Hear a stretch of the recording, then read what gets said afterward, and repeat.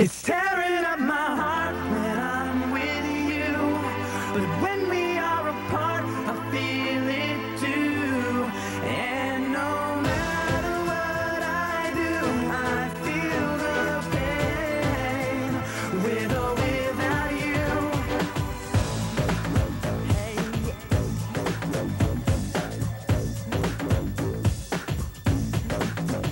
Baby, I don't understand just why we can't be lovers.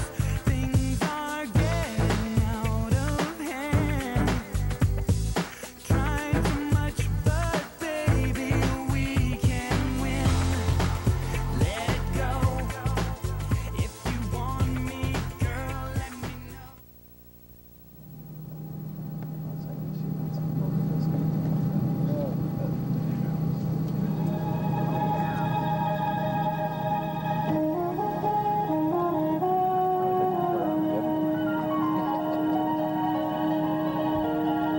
The seat in front of you or in the overhead bin. For takeoff, please put your seat back upright, stow your head and foot. In an emergency. If you're unable or don't want to perform the functions described on the safety information card, which is located in the seat pocket in front of you, please ask the flight attendant to reseat you. Also, we'd like to encourage everyone. If you want me, girl, let me know. I am down on my knees. I can't take it anymore. It's tearing up my heart when I'm with you, but when we are apart, I feel it too. And no matter what I do, I feel the pain, with or without you.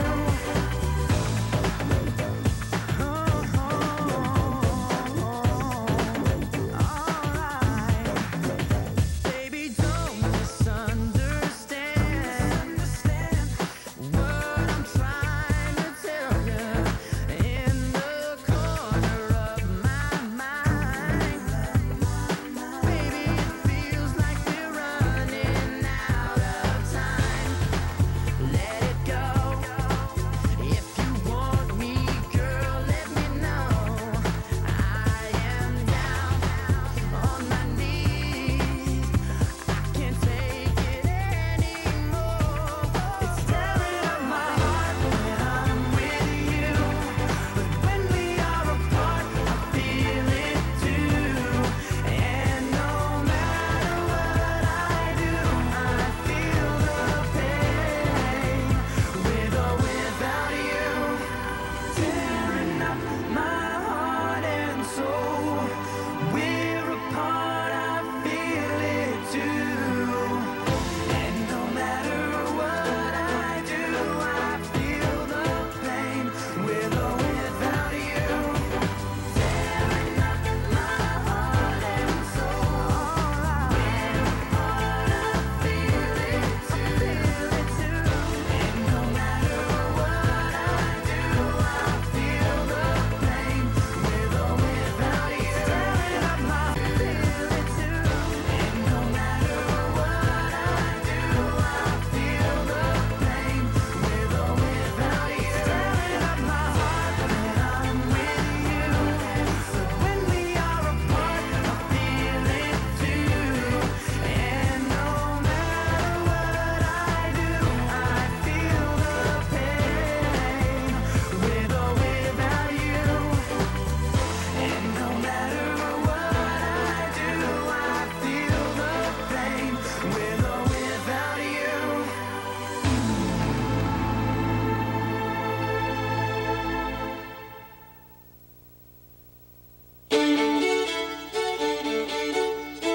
Cool. Yeah.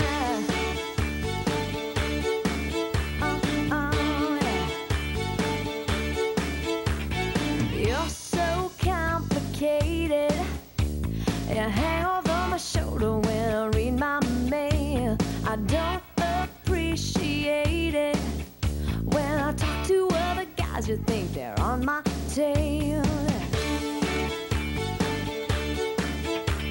I get so aggravated when the third degree. I'm really feeling frustrated. Why don't you take a pill and put a little trust in me, and you'll see. Don't freak out until you know the facts. Relax. Don't be stupid. You know I love you. Don't be ridiculous. You know I need you. Don't be absurd. You know I want you. Don't be impossible. I'm mad about you. I can't live without you. I'm crazy about you. Don't be stupid. You know I love you.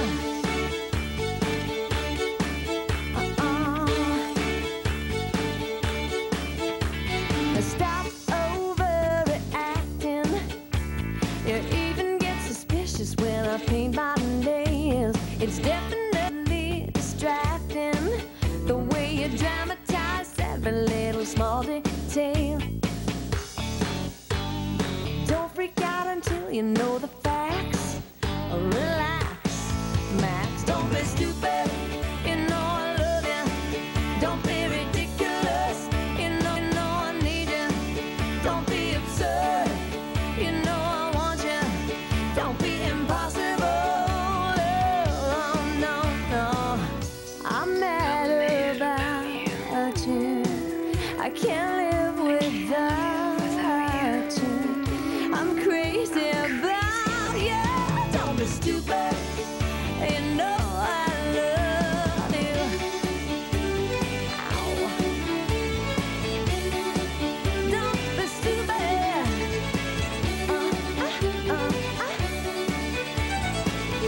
My baby. I'm mad about you. I can't live without you. I'm crazy about you. Don't be stupid. You know I love you. Don't be ridiculous. You know I need you. Don't be absurd. You know I want you. Don't be impossible. Impossible. Oh, no, no, no. Don't be, baby. Don't be ridiculous. No, no. Oh, don't be stupid.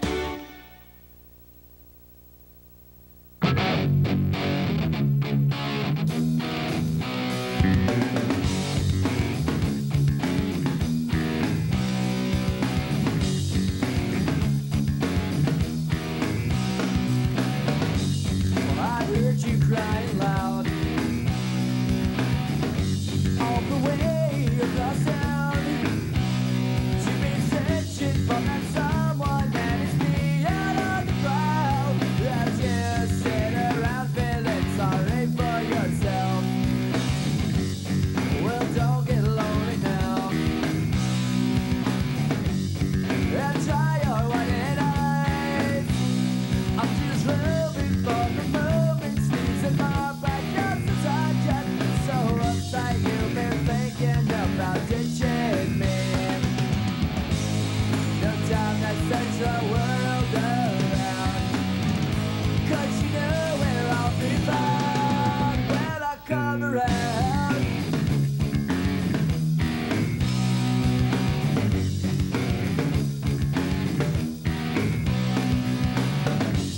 Well, I heard it all before. So don't knock down my door. I'm a loser and the user, so it's only no accuser to try and flag me down because I know you're right. So go do what you like.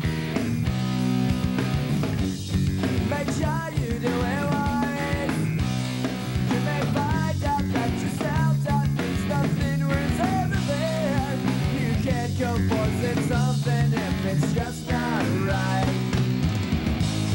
No time to search the world around, 'cause you know where I'll be found when I come around.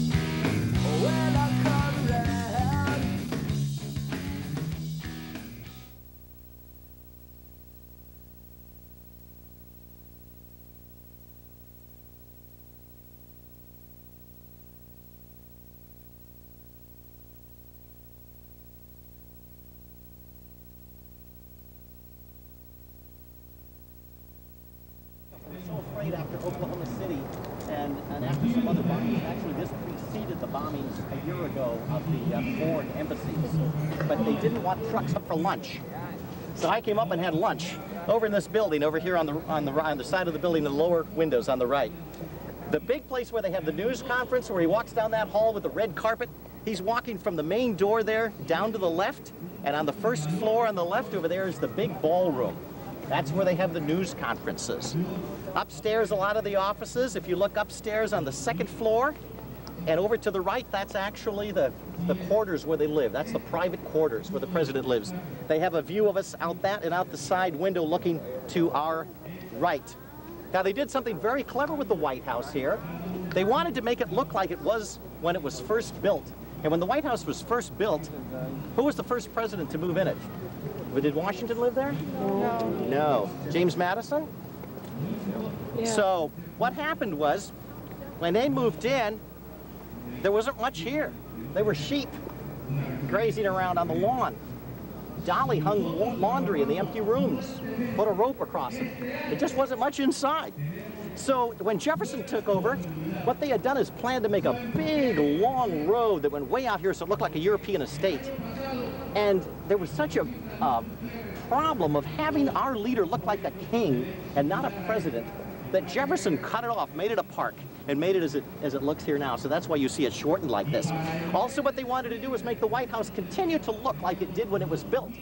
So if you look at it, there are actually 4 stories there. There's a basement you don't see, and there's a 4th floor up in the attic there that you don't see that's actually used. If you look out at the sides, look at the wings that run almost ground level out at the sides and see how they've raised the land in the front to hide them. You know when the president stands in front of that oval that says the White House behind him? He's down here in the swimming pool, right down here to the right where it's low. And down in there, Mr. Nixon didn't want the swimming pool, so he put boards over it, put chairs over the top of it, and carpeted and made a news area out of it. And if you're a news area, when I came up here to do a story one time, I had no place to file my story. So I went over and got into a magazine editor's office. It was about that long and about that wide and had a phone hanging on the side. I picked it up and made a call, and he found me and kicked me out of there. He was pretty upset because I was in his office. And he was one of the top journalists down there. The television people, like Sam Donaldson, the rest of those that work here, have a room that has a glass door in the front of it. It's about the size of a booth in a restaurant. So it's very, very tight down there inside the news area, okay? When you see the news people on TV, look, you can see them over there. See the umbrellas with their lights? When you see the front of the White House, they're standing right over there to the right. See them over there in the bushes? Okay? All right, well, we'll walk up in a minute and take a closer look at this. I want you to see this. Executive branch is the largest branch of the 3 of the government. You'd think the legislative would be the biggest, wouldn't you? It'd be my guess. Do you see that big building went by the State Department? That's just one secretary's office building. Secretary of the Treasury over here. Look at this. We're told that President Jackson had that built and he wanted it stuck up there. He was so mad at the people down in Congress, he said, build a little window that blocks the Capitol so I don't have to look at them. I want a wall. I don't want to get a look at them. If you have a $10 bill, take it out and look at it. That building is on the back of your $10 bill. Don't get it out now. Somebody will grab it. Maybe me. In 1948 to 1952, when our President Truman was in office, they decided they had to renovate the White House, and they came in and just gutted everything. And they had to have a place to put the president, so what they did is put him in the Blair House. And I don't know if you can see it, but when we get down here, if you look back this way, on this side of the street, about 3 doors down, is the Blair House, and that's the guest house. When the president has guests in, he doesn't want them rattling around in the house over there all night, unless you pay $100,000 and stay in the Lincoln bedroom. I shouldn't have said that, should I? But if you stay at the Blair House, that's where you stayed. And also, that's where President Truman stayed while they were renovating the White House.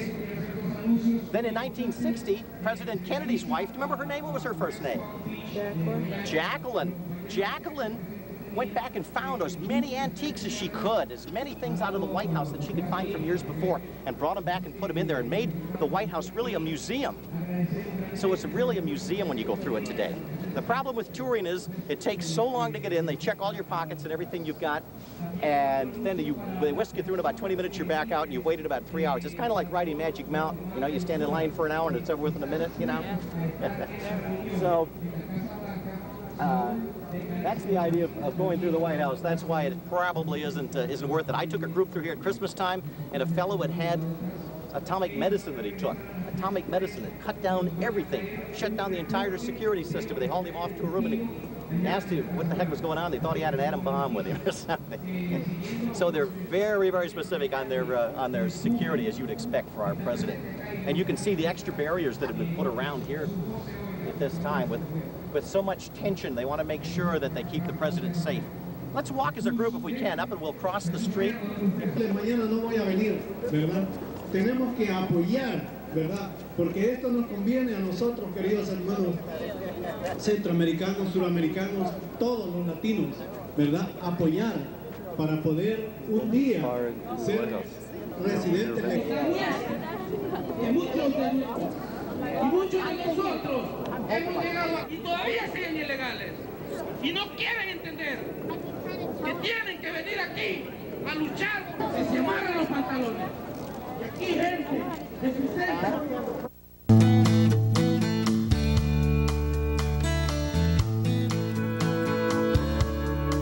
Well, she seemed alright by dawn's early light, though she looked a little worried and weak. She tried to pretend he wasn't drinking again, but Daddy left the proof on her cheek. And I was only 8 years old that summer, and I always seemed to be in the way. So I took myself down to the fair in town on Independence Day.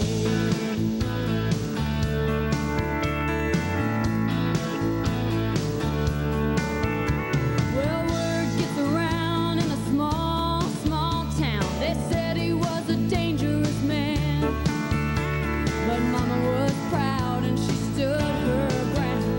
She knew she was on the losing end. Some folks whispered, some folks talked, but everybody looked the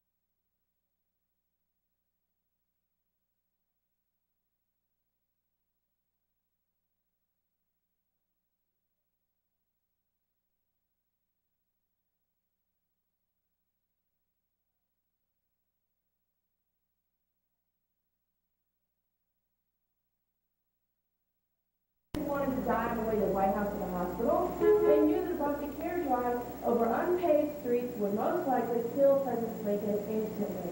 They just wanted to make him as comfortable as possible. They carefully carried him out of the theater across the street to the boarding house of William and Anna Peterson, and there he lay. Then, President Lincoln tipped his hat to acknowledge the crowd. He took his seat, and the play was able to resume. At about 9 o'clock, John Wilkes Booth returned to the theater, checked in on the play, and saw that it wasn't quite what he wanted it to be. So he decided to go next door to the Stark Room to have a drink. About an hour later, around 10 o'clock, he came back to the theater, went up the steps to the lobby around the resident waiting to see. And there was no one in front of the door. Well, at that time, there was not common practice to protect the president when he went out for the evening. So John Wilkes Booth, he stepped in the box and large door shut behind him. There he stood waiting until that particular line in the play came, and when it did, just after the second, the whole house laughed. Without hesitation, Booth stepped into the box and from a distance of about 6 to 10 inches away, with a single shot, 44 caliber Philadelphia Derringer, shot President Lincoln. The bullet entered behind the left ear. It traveled diagonally through the brain and lodged above the eye. President Lincoln slumped forward into unconsciousness. Major Rathbone, who was sitting on the sofa, jumped up to wrestle with Booth. Booth dropped the Derringer, but pulled out a large hunting knife. He slashed Major Rathbone in the arm from the shoulder, almost all the way down to the elbow, and then threw him up against the back of the box. Now it was time for John Wilkes Booth to make his escape. He never intended to go back out the same way he came in. His intent? To make the approximate 12-foot leap to the stage. Well, he didn't think anything of it because he's young and athletic and he was used to making those kind of jumps. However, at the last minute, Major Rathbone made a second attempt. Grabbed hold of Booth's coattails. This threw Booth off balance. His spur mixed his portrait of George Washington and got hung up in and tore the blue Treasury Guards flag that was hanging. Booth landed on stage on all fours, still off balance, with most of the weight on his left leg, and this was the leading cause him to break a small bone in his left leg. He got up, made his way across the stage, but before he exited, many of the 1,700 people in the theater that night say they saw John Wilkes Booth stop, actually turn around, face the audience, hold up the bloody knife and yell, "Sic, semper, tyrannis." It's a Latin phrase. It means thus always to tyrant. John Wilkes Booth stopped and told the entire theater audience that night exactly how he felt about President Lincoln. Then, continued on his way, went out the back door into the alley and onto a waiting chorus. While inside the theater, no one knew what was going on because the way Booth had planned it. Laughter had muffled the sound of the shot, and the audience didn't have a clue. They thought the whole scene they had just witnessed was a part of the play. It was not until the audience heard the screams of Murray Lincoln that they knew something was terribly wrong. Now, there was a young doctor attending the performance that night. He was up in the first balcony and tried to get into the box from the inside, but he couldn't because he was boarded shut. Booth played him worse. Major Rathbone had to unbar the door from the inside. The doctor's name was Dr. Charles Real. He was the first doctor to reach the president. He went in, examined President Lincoln, and determined that the wound was mortal. There was nothing they could do. President Lincoln was going to die. However, they did not want him to die in the theater box. They didn't want him to die on the way to the White House or the hospital. They knew that a bumpy carriage ride over unpaved streets would most likely kill President Lincoln instantly. They just wanted to make him as comfortable as possible. They carefully carried him out of the theater across the street to the boarding house of William and Anna Peterson, and there he lay for approximately 9 hours. He never regained consciousness until at 7:22 a.m. on April 15th, 1865, Abraham Lincoln died at the age of 56. John Wilkes Booth made it approximately 60 miles south of here, just outside a small town called Fort Royal in Virginia. Federal soldiers that were tracking him caught up with him 12 days later. They found him heading out in a tobacco shed and asked him to surrender. But he wouldn't, so they surrounded the shed and set fire to it. One of the officers by the name of Sergeant Boston Corbett said it looked like Booth was going to try and fight his way out, So he decided to shoot into the shed. When he did, he wounded John Wolfsbooth in the neck. They pulled him out, and about 2 hours later, the president of Jackson was dead. This theater was immediately shut down by the government. The Fort Bows had to go to court to get it back. And when they did, they attempted to reopen it. But they couldn't because they received several threats from the general public. Finally, they just gave up. First leased and then sold the theater to the federal government.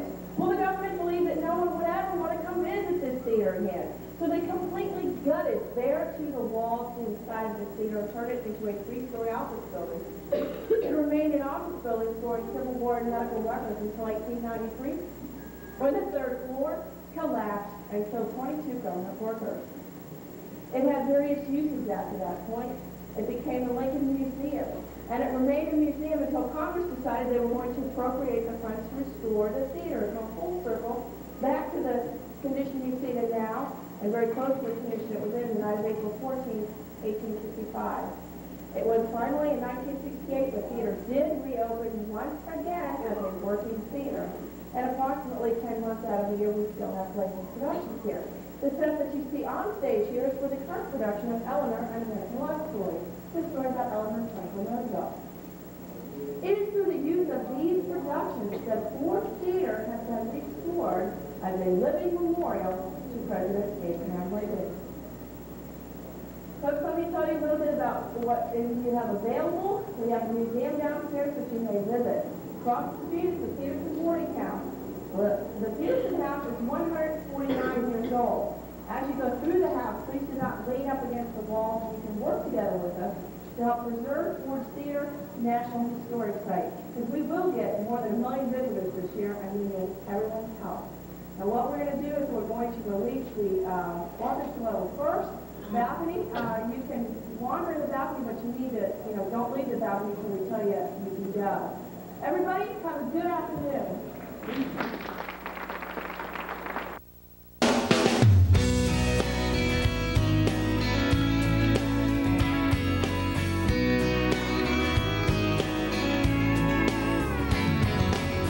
I don't want another heartbreak.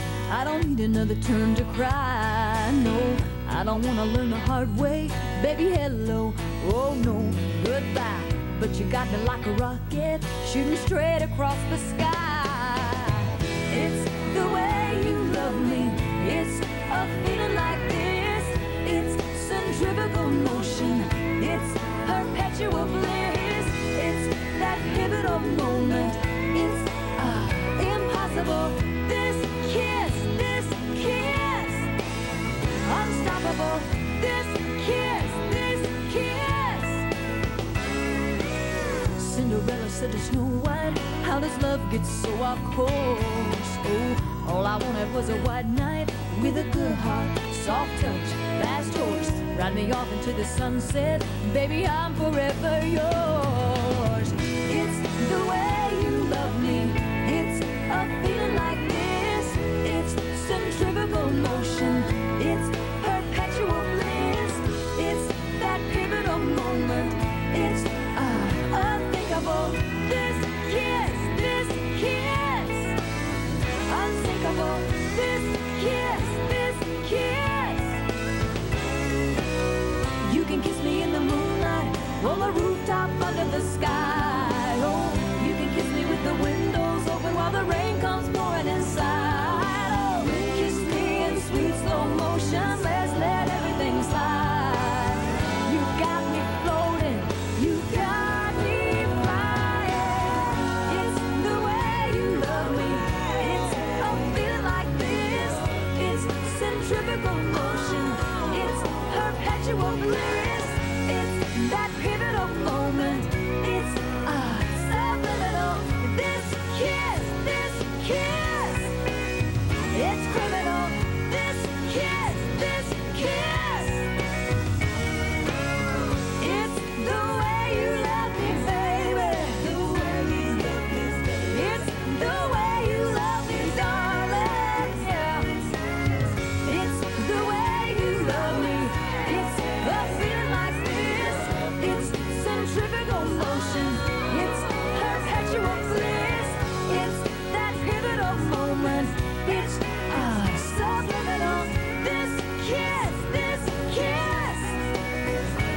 criminal. This kiss, it's the way you.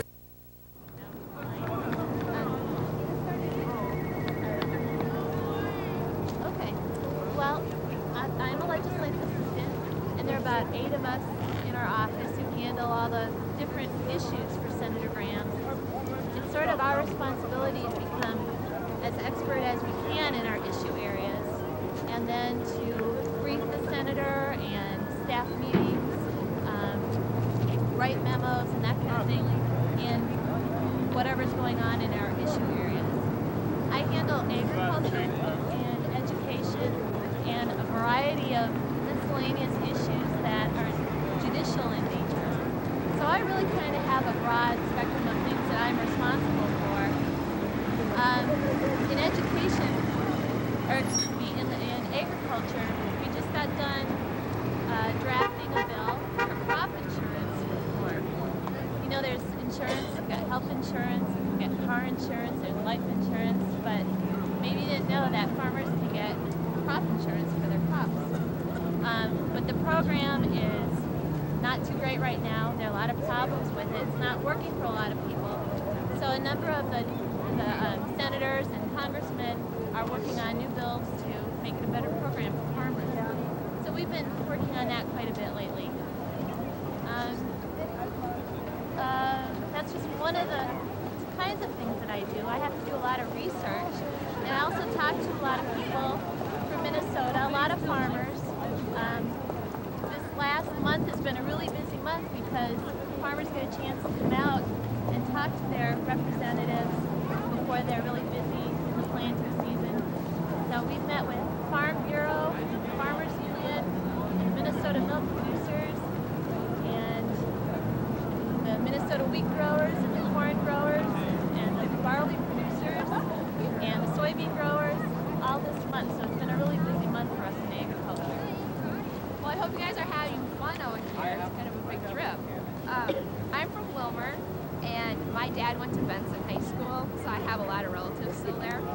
But I came out here a year and a half ago after I graduated from college. I went to St. Olaf, Minnesota, and I've been working for the senator. I started out in the mail room. That's where all the mail goes in, and we open it and distribute it to everyone in the office, and then type everyone's name to the computer. So if you've ever written the senator, your name's in the computer. But feel free to write anytime because you'll always get a response. And then now what I'm doing is what's called a legislative correspondence, and I'm drafting letters to people who write to the senator. And I deal with education issues, but then also foreign affairs, defense, trade. And so if someone writes in about, say, student loans, I would get that letter, and then I would do the research to find out what the background is and what's happening, especially what's happening in the Senate or in the House, what's happening in Congress. Are there any bills out there? And then I can respond to that person and tell them what's going on and what, if there's any legislation or if any laws are going to be changed. So that's pretty much what I do.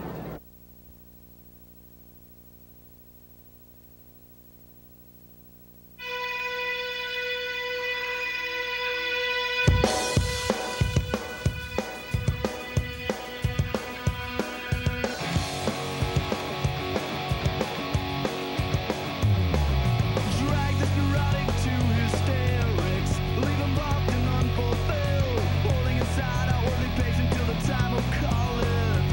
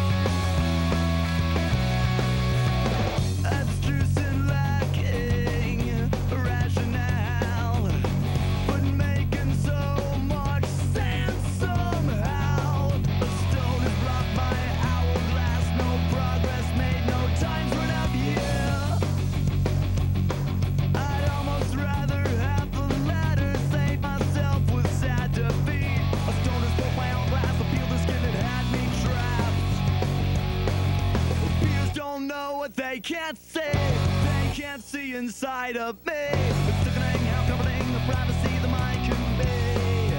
Yeah, how much longer will I try before I realize I'm desperate in the situation now and again? I'm exhausted, yet another topic. I'm exhausted frequently with no regrets. Oh yeah, how much longer will I try before I realize I'm desperate in the situation now and again? I'm exhausted, yet another topic. I'm exhausted frequently with no regrets. Oh yeah.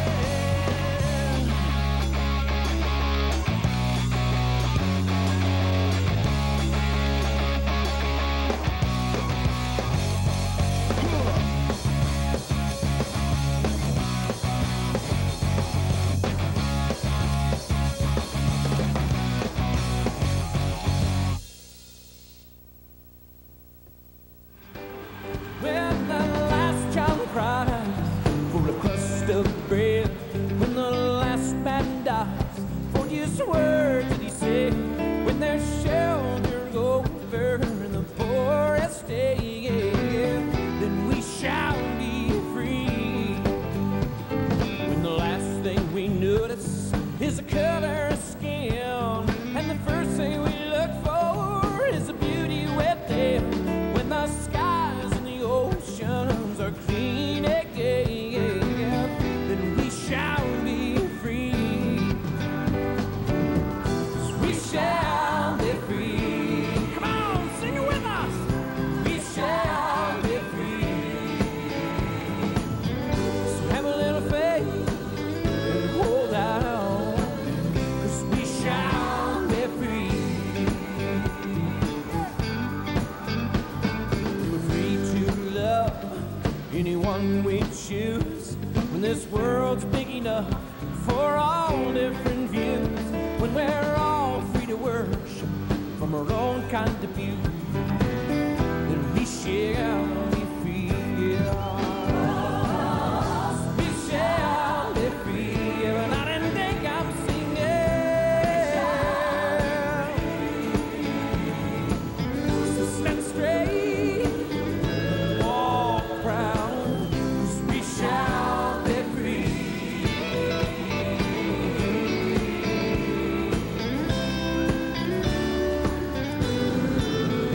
And when mommy talks for the very last time, and nobody wants to stay behind, when there's only one race, and that's mankind, then we shall be free.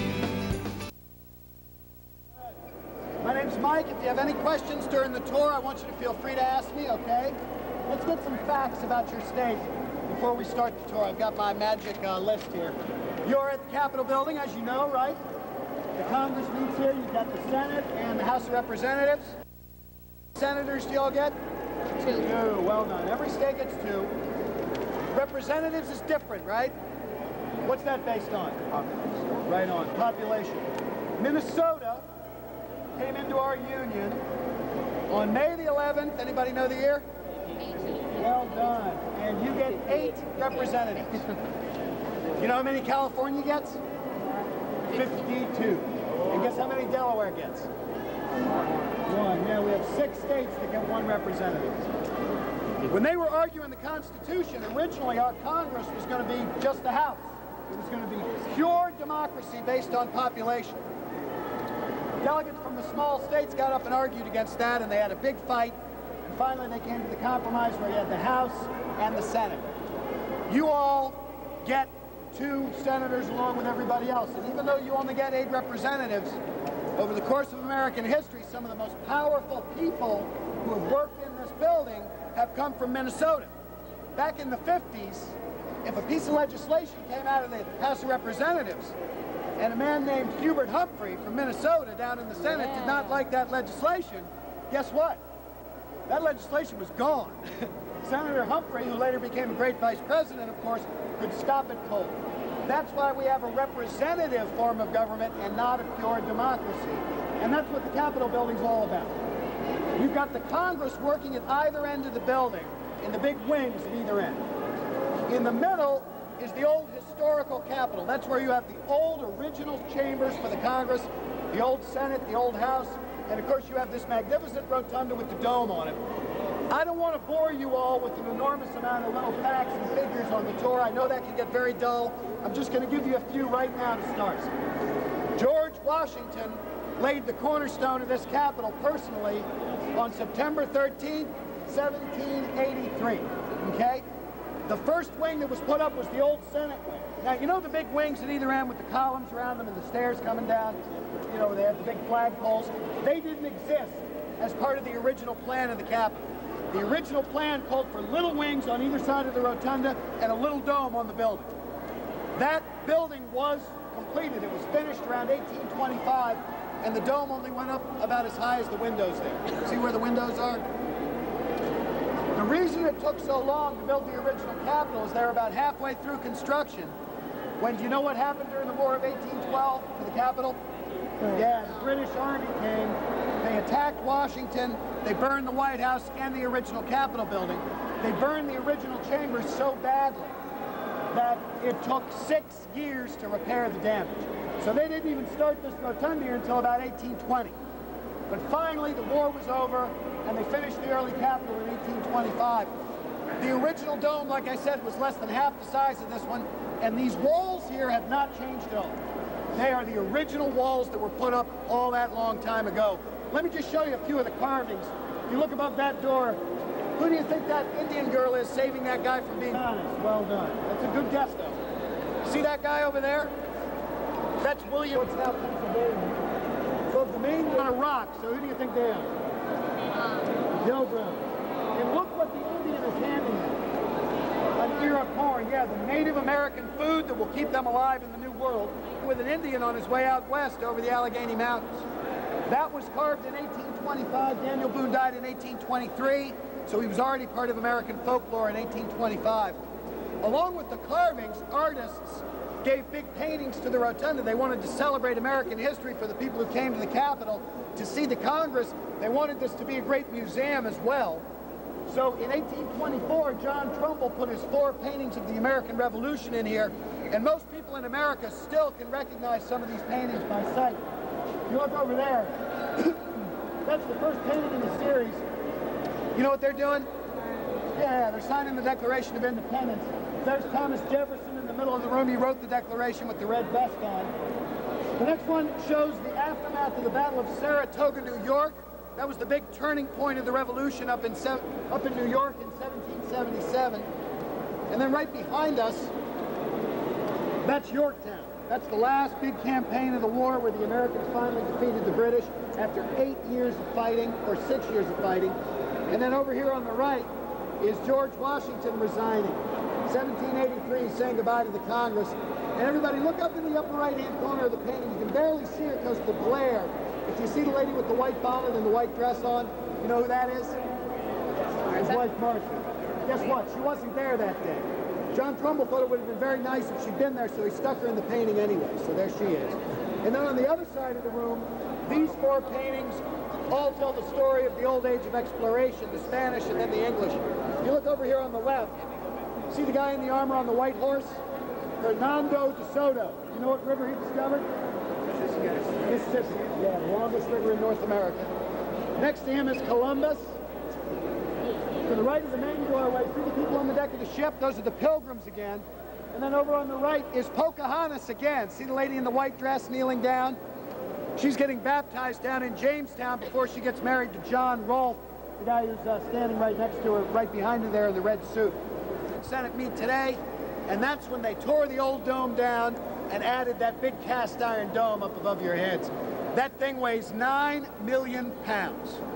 And it has become the most well-known symbol of American democracy across the entire world. Do you know what the name of the statue is that's on top of the dome? Very simply, freedom. Everybody thinks she's an Indian because it looks like she has a headdress on. That's an eagle sitting on her helmet with the feathers going way back out behind her head. She's 19.5 feet tall, And from the outside, she's 287 feet up in the air from the ground. She was sculpted by a guy named Thomas Crawford, and it is still a law in Washington. No building except the Washington Monument and the National Cathedral, which is up on Wisconsin Avenue, can be taller than this dome. It's still, other than those two buildings, the highest structure in the city. Now look straight up, and you see that big painting up there? That was done by one man. His name was Constantino Brumidi. He did it in 1865. And it, first find the white banner in the middle. See that white banner? It says, "E pluribus unum." That's Latin. It means one out of many. It's one of the mottos of the country. All of our states coming together to form one country. Now look in that direction, straight across from the middle of that banner. And who do you see sitting up there in the clouds? George Washington. You see him up there? Let me give you an idea of how big this painting really is. Look at Washington again. He's 16 feet long. Just that image of Washington. He's got liberty and victory on either side of him. And then there are 13 women around them. They represent the 13 original colonies. Brumidi finished up his work at the Capitol here by working on these figures that go around the bottom of the dome. See them there? He began the painting. He retired before he could finish it, so it was finished by two other artists later. But altogether, it tells the story of America, beginning with Columbus, who's right above the statue of Lincoln here. See the guy with the flag up there? It starts with Columbus, and it goes to the right through American history. First through the Spanish conquistadors and explorers all coming in, and then over on that side where I'm pointing into the English period, where they're making treaties with the Indians and settling New England, into the Revolution above the main door, the guy with the sword, that's the Battle of Lexington and Concord, through the Revolutionary era over here, and then into the 19th century with the war with Mexico. And see these people digging in the ground? You know what they're looking for? 49ers, well done. Then it finishes up with the end of the Civil War, the Spanish-American War, and the flight of the Wright brothers. See? Come on over, folks.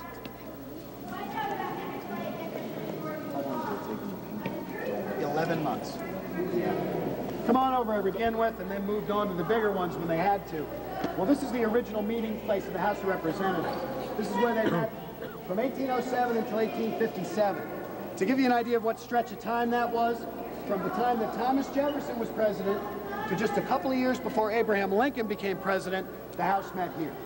The members sat on the floor. In fact, before he became president, Abraham Lincoln was a member of the House. That's where he sat, right there at that spot. His desk was in the back of the room. If you'd come to see him in a, you know what the snake symbolizes? We founded our country. Were inspired by the civilizations of Greece and Rome that had invented democracy and republican forms of government. That's why they made the Capitol building look like a classical building. Now Lincoln sat in the back. Let me show you another slide. John Quincy Adams did something that no one else in American history has ever done. He was the President of the United States, and then after he'd been president, he came back and served in the House. No one before him or since has ever done that. And when he sat here, he sat right where this brass marker is. He hated slavery. That was the main reason he returned here to the House of Representatives chamber, was to fight against slavery. The pro-slavery people sat on the far side of the room over there. There's a wonderful old legend. We don't know if it's true, but I'll tell it to you anyway. That, do you see that big ceiling up there? The curved ceiling that we're standing right under? It does odd things acoustically with sound in this room. If you speak at this part of the room, your voice floats up and it travels along the curve of the ceiling, and it goes all the way to the far side, so you can speak in a real low tone of voice from this point or from a point on the other side and be heard perfectly. And the legend is that he used to pretend to fall asleep at his desk, and with his eyes closed, he'd spy on what his political enemies, the pro-slavery people, were talking about on the far side of the room. I'll show you what I'm talking about. I'll try to demonstrate it for you. You all gather in around that spot, okay? And just listen for the sound of my voice. And here is, as we talked about, they moved down into the big House chamber in 1857. After that, when the Civil War came along, this room was converted into a big billeting place for the Army. There were Union soldiers sleeping in here. After a couple of the big battles, it became a hospital. And then at the end of the war, the statues slowly started to come in. These statues are part of an effort that the Congress made at the end of the war to try to bring the country back together.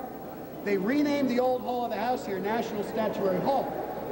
And they invited every state in the Union, even the ones that had been in the Confederacy, to send 2 statues each of anybody they wanted to, just favorite people from their state's history, to be put on permanent display in the Capitol.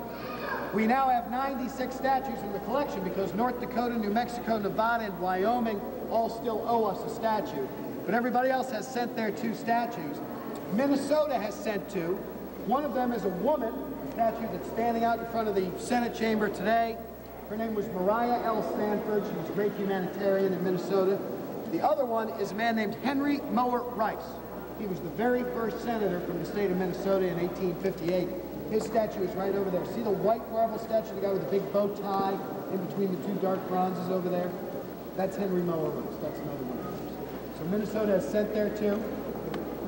There's some pretty interesting people in the collection. Daniel Webster is one of them. He was the great orator, you know, of the 19th century, great senator and lawyer. See the guy in the Confederate uniform? You know who that is? The guy with the beard? Robert E. Lee. The Congress did not put any restrictions on who the state could send. So a lot of the Confederate states actually sent Confederate heroes to be put on display in this room. We now have 38 in this chamber. The 96, the whole collection, they're scattered all over the building. So as you all walk around the Capitol after my tour, you'll see them wherever you go in the building. Now, for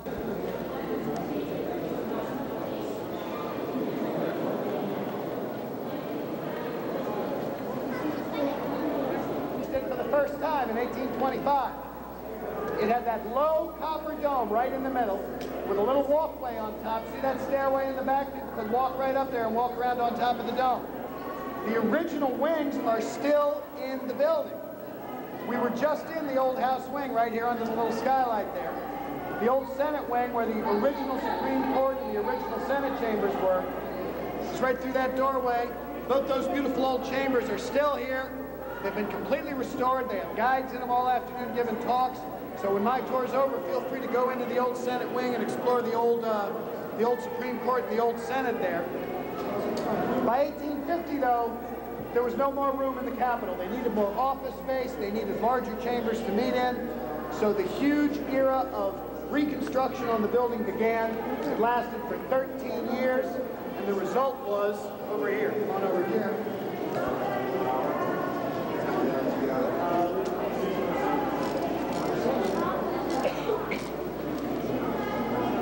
They did not tear down the original House and Senate wings. You see them? They're still there right in the middle on either side of the new dome. They added these huge extensions to either end of the building. The new House wing down here, the new Senate wing down here.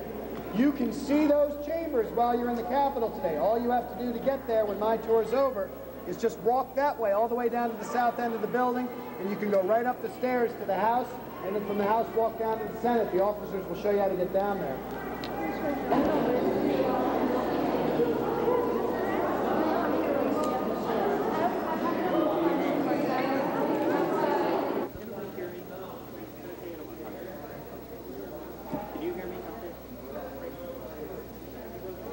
So this is the area where you come in if you're going to observe laws being made.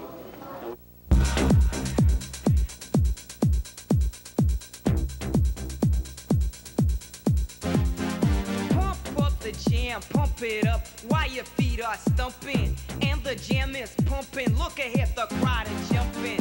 Pump it up a little more, get the party going on the dance floor. See, cause that's where the party's at, and you find out if you do that.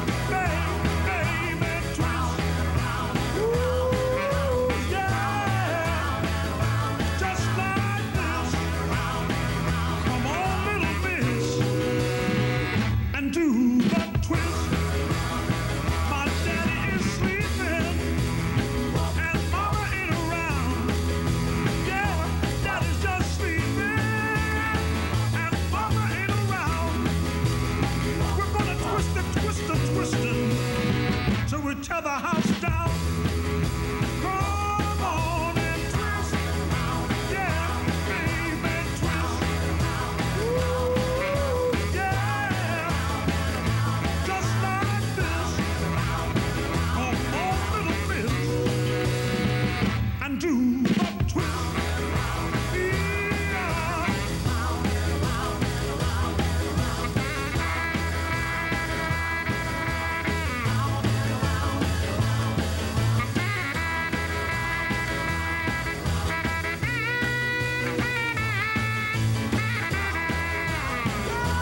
You should see my little sis.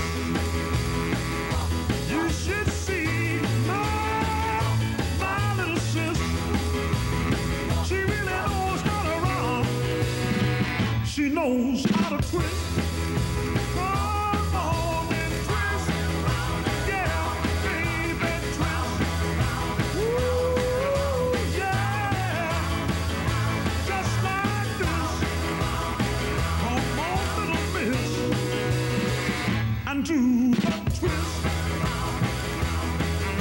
Yeah, that's all right.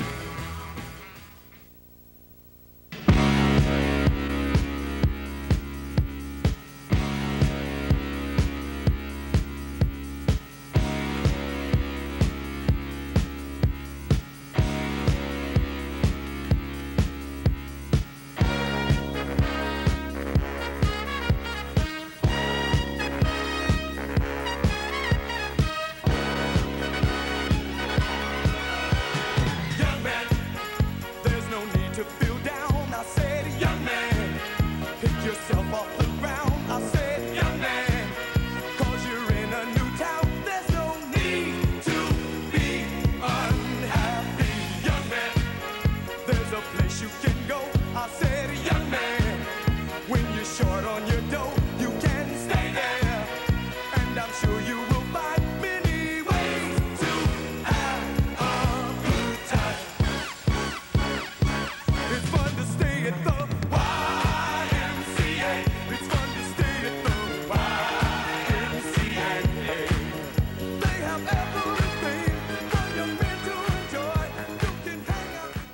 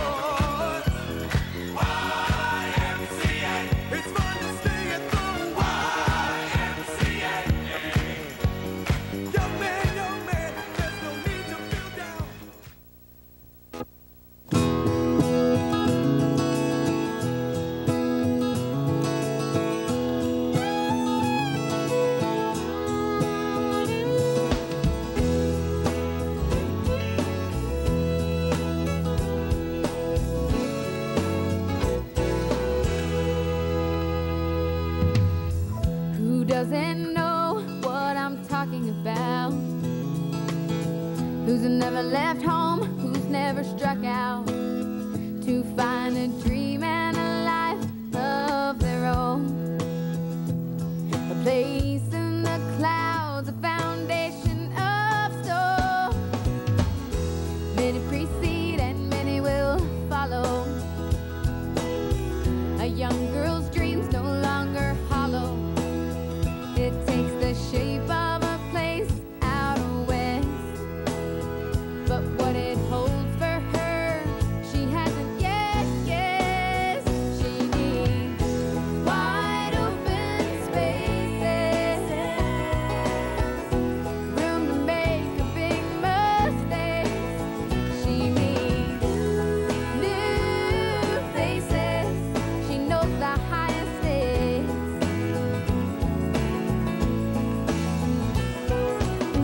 She traveled this road as a child, wide-eyed and grinning, she never tired. But now she won't be coming back with the rest. If these are life's lessons, she'll take this test. She needs wide open spaces, room to make a big mistake. She needs new faces. She knows the highest stakes. She knows the highest stakes.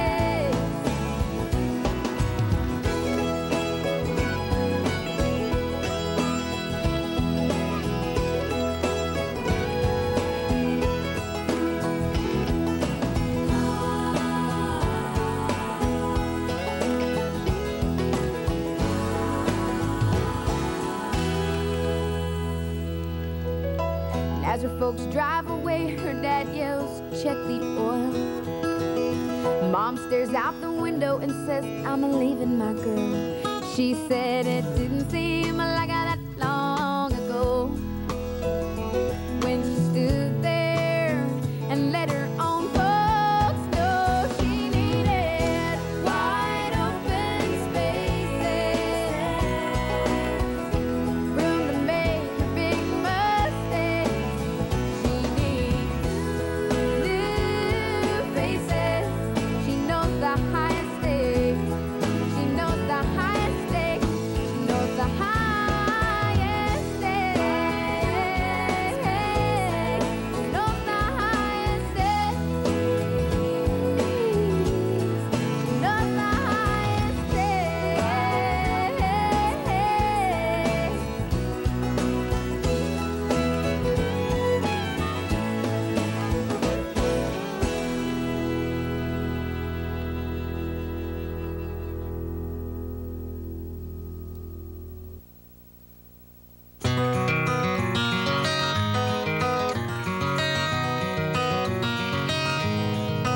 My name is Jonas. I'm carrying the wheel. Thanks for all you've shown us. This is how we feel. Come sit next to me, pour yourself some tea. Just like Grandma made when couldn't find sleep. Things were better then, once but never again. We've all left the den and typewriting. Choo-choo train left right on time. A ticket costs only your mind. The driver said, "Hey man, we go all the way." Of course we were willing to pay.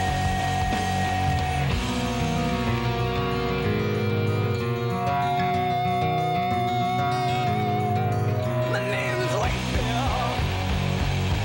Got a box full of your toys. They're fresh out of batteries.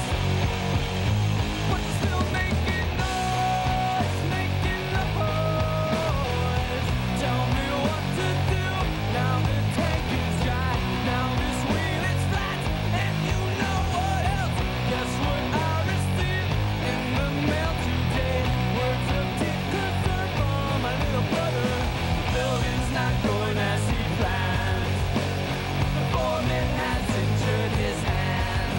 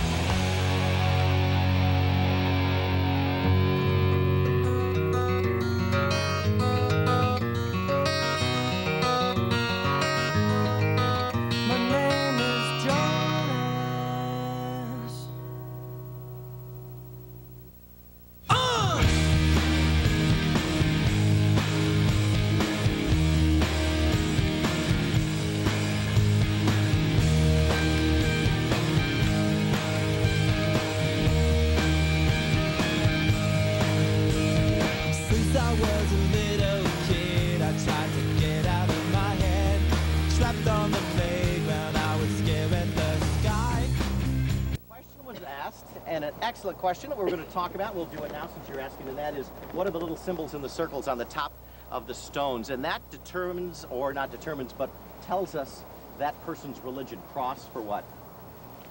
Christian. Six-pointed star for Jewish. A crescent moon and a star in it for Muslim.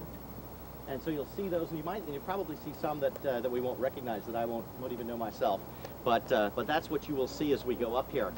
Now, the question was asked, there was a stone back there identifying the tomb, or the grave, of an infant.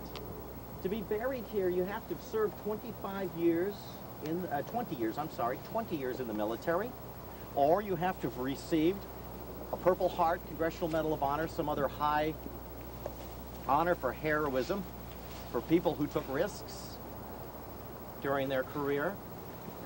And once you are buried here, you can have your spouse, in other words, your husband or your wife, and your children buried with you if you wish that. So you will see some infants that are buried here. Now, there are just thousands of enough. My numbers remember correctly, I think there's like 60,000 graves out here. They add somewhere between 16 and 23 graves a day. And when we get up to the Lee Custis House, when you see the flagpole up there, you might see the flag at half-staff. On the other side, so I remind myself of the photo, it's Robert Todd Lincoln. And the reason you see a woman's name on this side is you can tell by reading it, right? His wife is also buried there.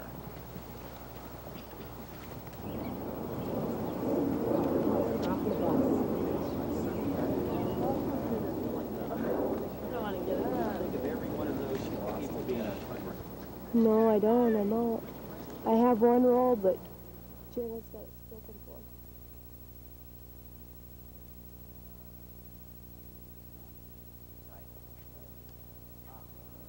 I know that you're all much too young, and this is like me probably talking to you about the death of Abraham Lincoln. But if you were to ask the older people around you, your parents, maybe probably your grandparents and aunts and uncles, somebody, every one of them knows what they were doing the instant that they learned that John F. Kennedy died. Isn't that right, Linda? That's right. It was a turning point in our country. We had been considered pretty innocent before that. We hadn't been really, we'd been through 2 world wars, and we had been through the Great Depression, and these things made big impacts on us. But this one man dying made a horrendous impact on us because he had come in as the youngest president we'd ever had. He had come in as the only Catholic president we'd ever had. He came in as a very handsome man, a very beautiful wife. They took over the White House. Remember, I was telling you how Jackie Kennedy redid the White House?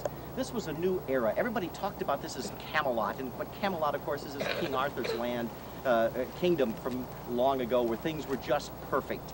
And they called this period of time Camelot because there was a musical on Broadway that was very popular at the time, was where they got that point from. In any event, within a minute, and I was walking from the library over to the student union on campus as a young freshman and had only been in college 3 months. And a friend of mine, my minister's daughter, came up to me and said they just shot Kennedy. And of course, I just kind of shrugged my shoulders and I said, "Gee, I hope he's okay." Never would it ever have entered my mind that this man would have died, that anybody would have killed him. And so from this point on, it was so different. I don't know if I can tell you.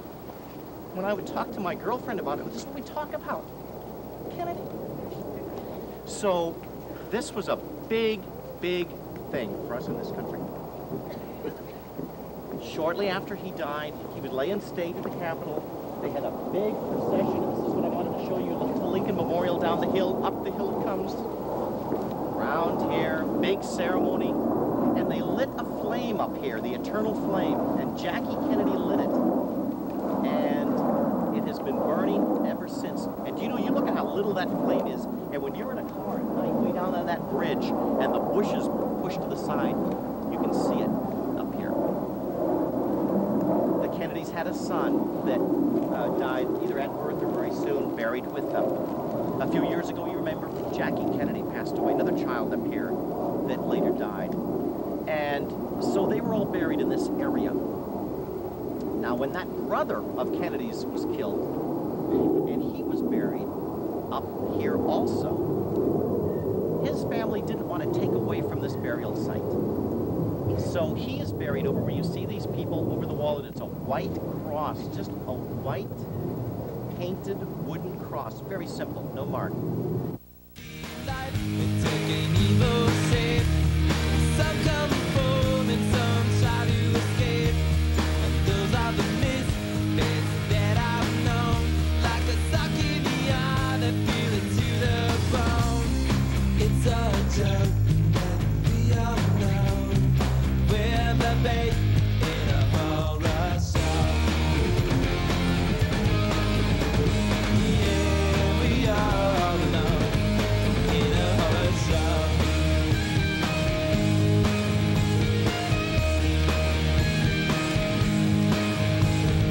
Banish me and not to outer space. I'd shoot there in a second, just for the breathing space. I put the punks on the moon, but heaven room miles through the galaxy. That's the way I think things should be. The creep in you is the creep in me. When gravity presses down like a lie, we won't want sex, but we don't want to die. Do you feel there's nowhere to go? We're the bait in a roller show. And you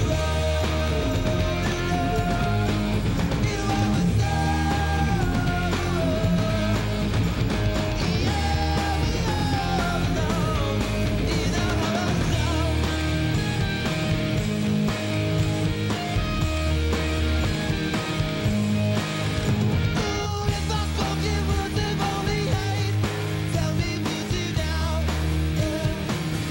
Could you relate?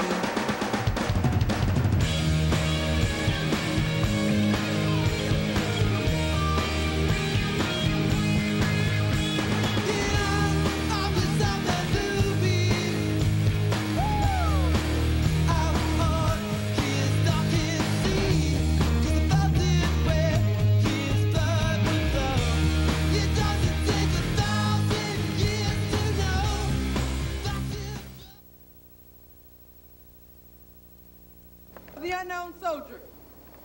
The ceremony that you're about to witness is the changing of the guard. In keeping with the dignity of this ceremony, it is requested that everyone remain silent and standing. Thank you.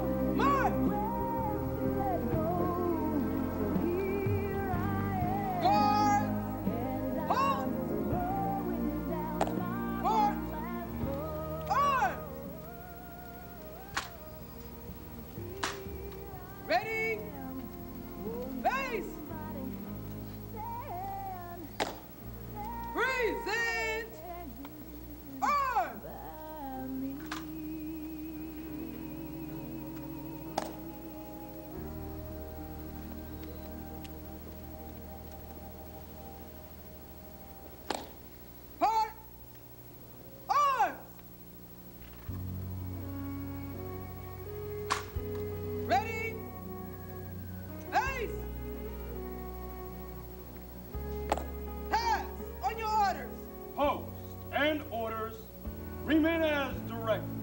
Order. Acknowledged. Ready? Base! Freeze and on!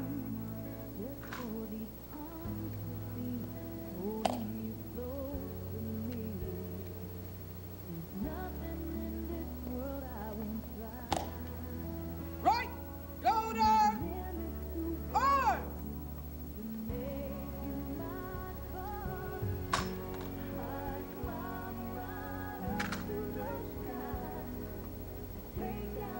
Post!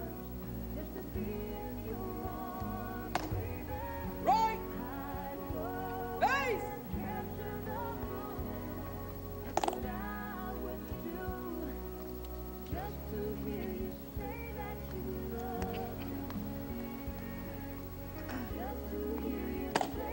Forward! March!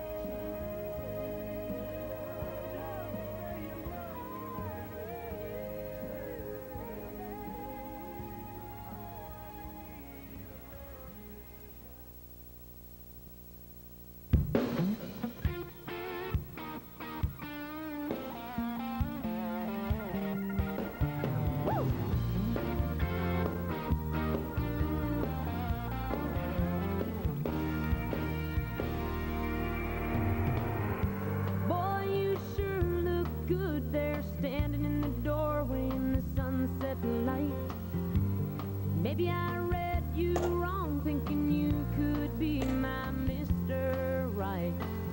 I was putting my heart and soul on the line. Said you needed some time, just a little more time to make up It's an honor replaying ceremony to be conducted for Benson High School. It is requested that everyone remain silent and standing during this ceremony.